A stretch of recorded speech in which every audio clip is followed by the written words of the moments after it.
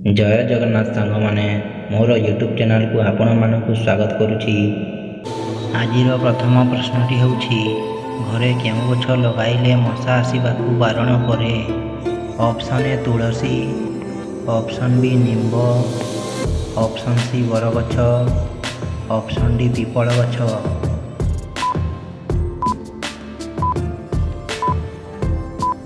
यार उत्तरटी होछि ऑप्शन ए तुलसी। द्वितीय प्रश्नटी होछि केउ सहर सूर्यनगर भावे जनाशुना। Option A Jaipur, option B Jodhpur, option C Maharashtra, option D Hyderabad.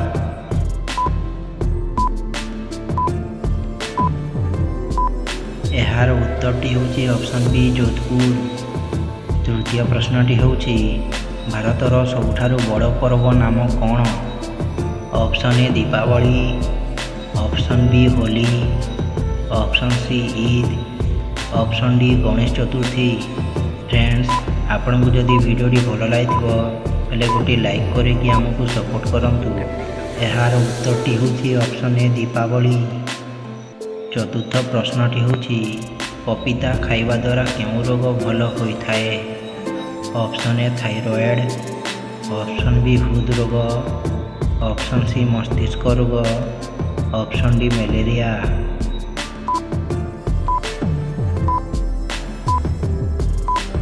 यार उत्तरटी होछि ऑप्शन बी हृदरोग।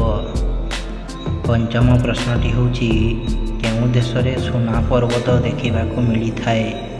Option A India, option B Bhutan, option C Congo, option D Sri Lanka.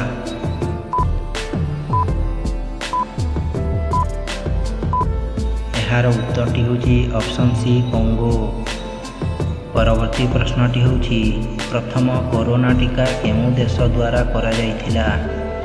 Option A India, option B रूसिया, option C America, option D चीन।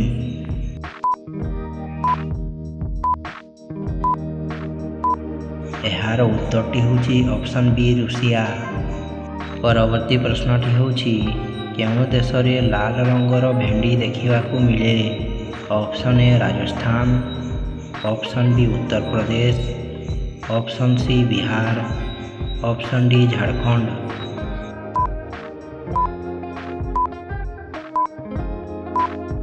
यार उत्तरटी होछि ऑप्शन ए राजस्थान।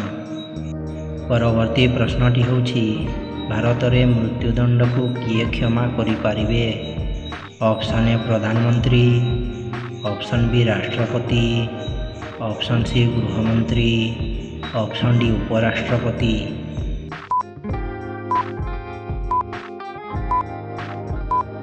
यार उत्तरटी होछि ऑप्शन बी राष्ट्रपति। परवर्ती प्रश्नटी होछि केउ वर्ष रे भारत रे प्रथम इलेक्ट्रिक ट्रेन चलीथिला। ऑप्शन ए 1920 रे, ऑप्शन बी 1922 रे, ऑप्शन सी 1930 रे, ऑप्शन डी 1925 रे।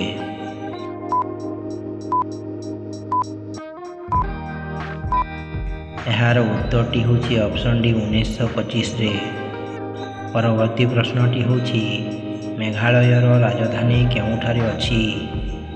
Option A Shillong, option B Assam, option C Patna, option D Kanpur.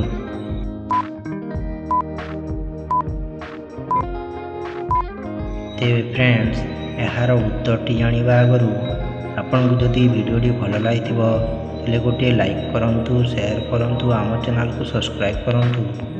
यार उत्तरटी होछि ऑप्शन ए शिलोंग।